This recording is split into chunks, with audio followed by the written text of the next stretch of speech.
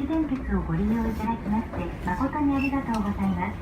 この電車は上り銚子行きワンマン電車です。次は隅田浜、ロズメル隅田浜でございます。降り口は進行方向運転席後方のドア右側です。運賃は進行方向運転席後方の表示器に表示されます。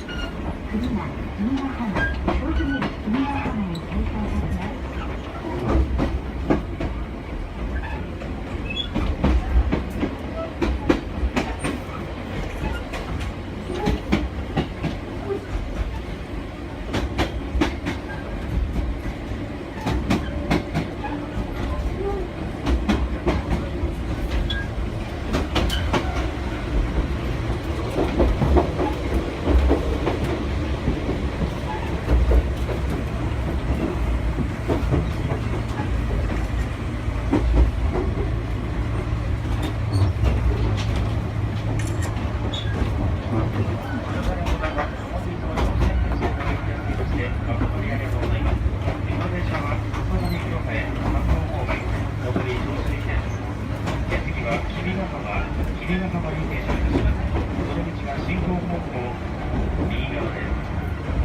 乗車券切符等はホーム上にて車掌が拝見